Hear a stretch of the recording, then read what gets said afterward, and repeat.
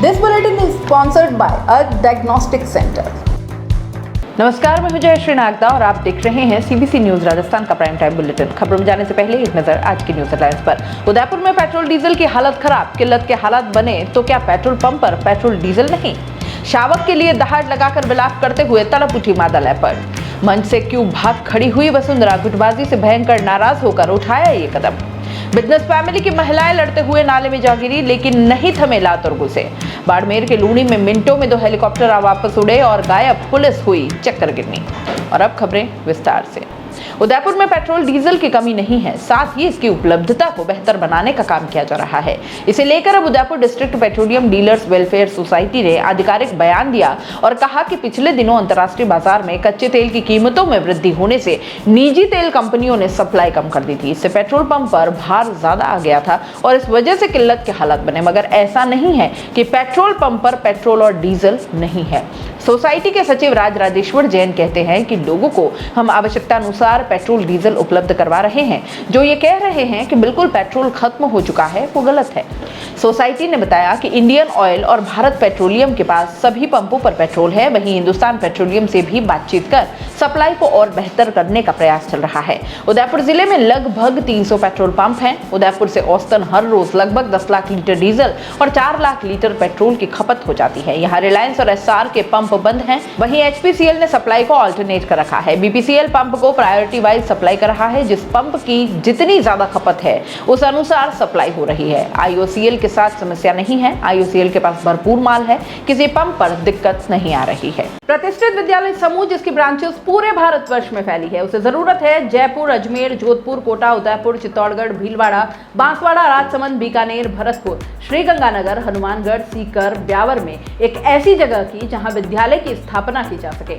जमीन जो कम से कम 80,000 स्क्वायर फीट हो और 40,000 स्क्वायर फीट जमीन पर भवन बना हुआ हो, या चाहे तो सीबीएसई के नियमानुसार निर्माण करवा कर भी दे सकते हैं। अगर आपके पास ऐसी जगह उपलब्ध है या आप जानते हैं तो जल्दी कीजिए और डिटेल्स और पिक्चर अभी दिए गए नंबर पर भेज दीजिए।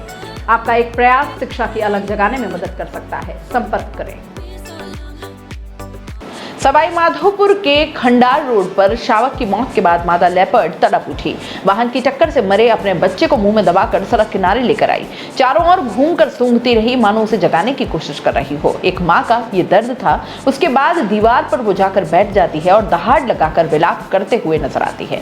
एक माँ की तड़प साफ नजर आती है इसमें, और इसका एक वीडियो भी सामने आया है। रणथंबौर रोड पर बुधवार रात करीब 11 बजे भोमियाजी टेक के पास सड़क को पार करते समय एक लेपर्ड शावक को वाहन ने टक्कर मार दी, जिससे उसकी मौत हो गई। मादा लेपर्ड अपने शावक को वन विभाग की सुरक्षा दीवार के पास लेकर आ गई। प्रत्यक्षदर्शियों के अनुसार मादा लेपर्ड अपने शावक की मौत के गम में दहाड़ लगाकर रोती रही। शावक के शव के चारों तरफ घूमकर उसे सूंघा, मानो उसे जगाने की कोशिश कर रही हो। इसके बाद दीवार पर जाकर बैठ गई और तेज दहाड़ लगाकर रोई।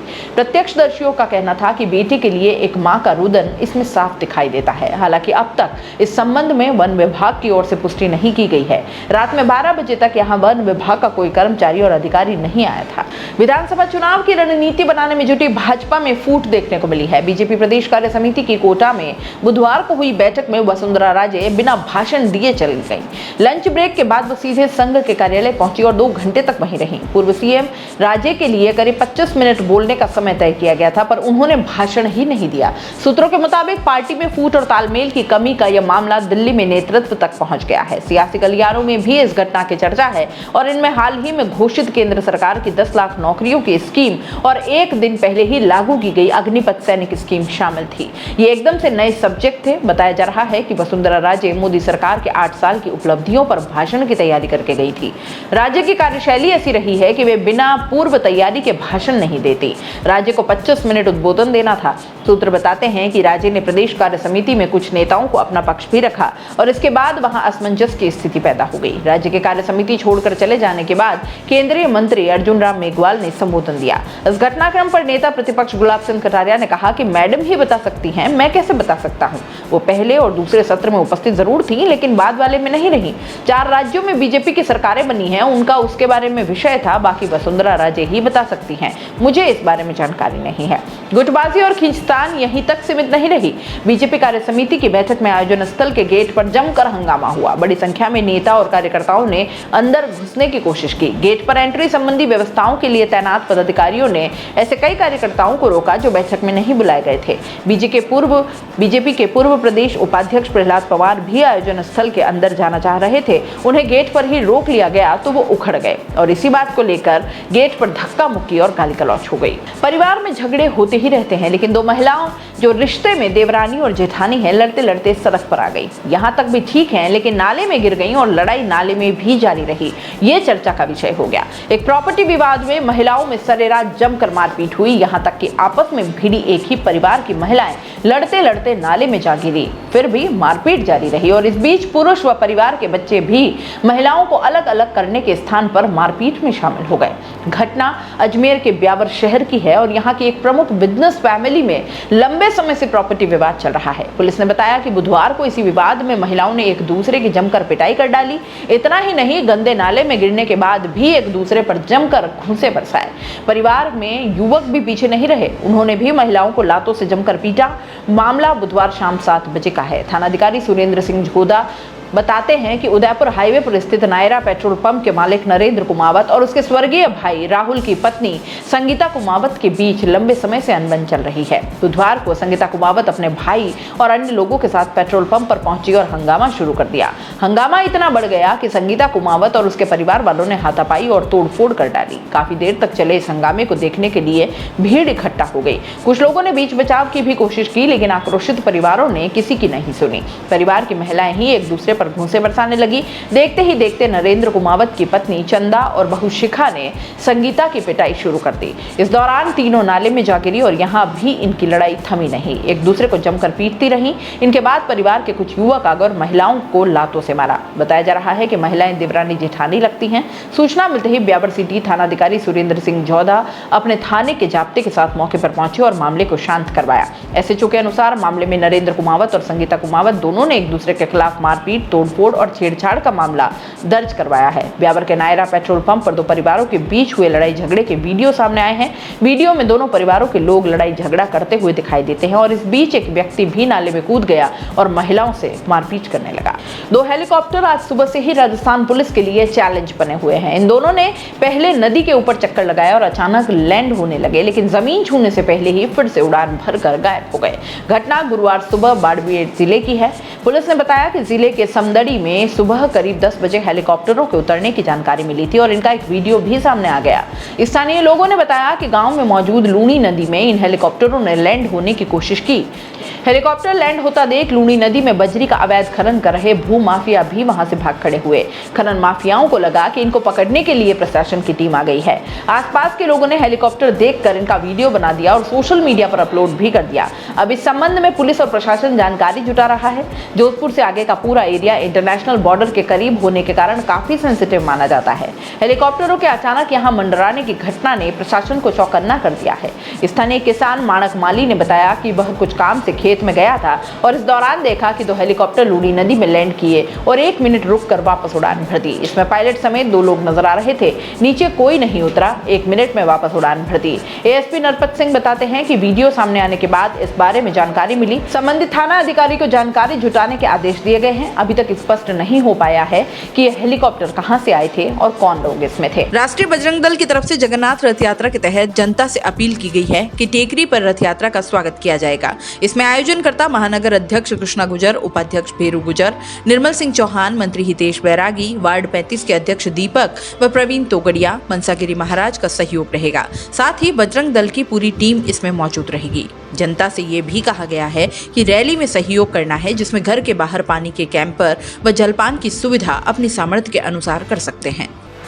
जय श्री राम, जय जगन्नाथ भगवान। मैं हितेश बैरागी, राष्ट्रीय बजरंग दल टीम मेंबर व वार्ड अध्यक्ष, मेरे प्रमुख श्री कृष्णा जी गुजर, महानगर अध्यक्ष राष्ट्रीय बजरंग दल, वह नमो नमो मोर्चा जिला अध्यक्ष, वह नारी शक्ति अध्यक्ष, वह गौ सेवा अध्यक्ष, उनके तत्वाधान में मैं आप सभी लोगों से आपको ये बताना चाहता हूँ कि 1 जुलाई को श्री जगन्नाथ भगवान की रैली का प्रारंभ किया गया है।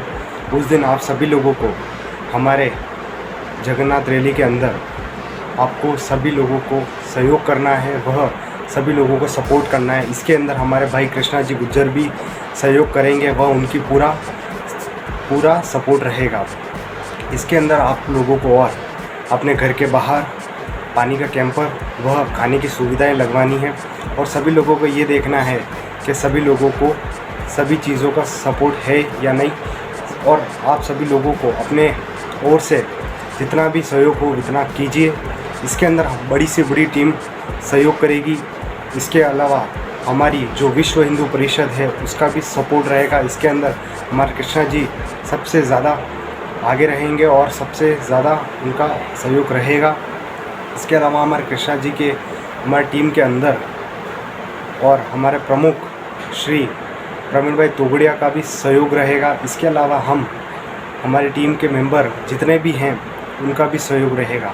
आप सभी लोगों से वह कृष्णा यही विनती करता हूँ, और आप सभी लोगों को कृष्णा गुज्जर वह मेरी ओर से, वह हमारी टीम की ओर से जय श्री राम, जय जगन्नाथ भगवान। उदयपुर जिले का एक ऐसा थाना जहां पर इन दिनों थाना बगैर थाना अधिकारी के चल रहा है। हम बात कर रहे हैं जिले के कानोड़ थाने की, जहां पर कुछ दिनों पूर्व मंदबुद्धि युवक को अफीम तस्कर बताने के मामले में तूल पकड़ा था, जिसके बाद जनता सेना, करनी सेना सहित कई संगठनों के विरोध प्रदर्शन किया था और दोषी पुलिस कर्मियों व थाना अधिकारी पर कार्रवाई सहित मंदबुद्धि युवक को दोष मुक्त करने की मांग की थी। 31 मई को कानोड़ थाना अधिकारी घेवर चंद का स्थानांतरण पुलिस लाइन में कर दिया था। हालांकि मामले में दोषी पुलिस जवानों पर कार्रवाई तो नहीं हुई थी, लेकिन थाना अधिकारी को लाइन में भेज दिया गया था। ऐसा पहली बार हो रहा जहां पर कानोड़ थाना बगैर थाना अधिकारी के चल रहा है। शहरवासियों ने सुरक्षा व्यवस्था सुचारू रूप रखने के लिए नए थाना अधिकारी लगाने की मांग की है। वहीं अब देखना यह होगा कि जिला पुलिस अधीक्षक इस मामले पर क्या संज्ञान लेते हैं। प्राइम टाइम बुलेटिन में इतना ही, दीजिए इजाजत, नमस्कार। This bulletin is sponsored by a diagnostic center. दोस्तों, सीबीसी न्यूज आपके सहयोग से लगातार बढ़ता जा रहा है। स्वतंत्र पत्रकारिता का सहयोग करने के लिए आपका धन्यवाद।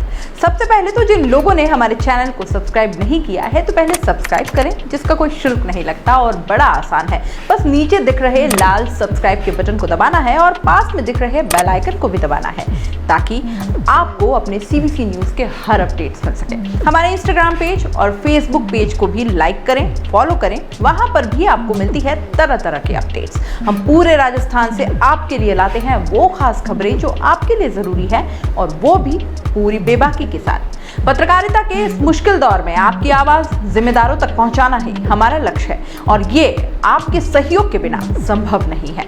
हमारा सहयोग करें, स्वतंत्र पत्रकारिता में अपना योगदान दें और ज्वाइन बटन पर जाकर सदस्यता लें, चाहे सबसे छोटी सहायता के रूप में ही क्यों ना हो।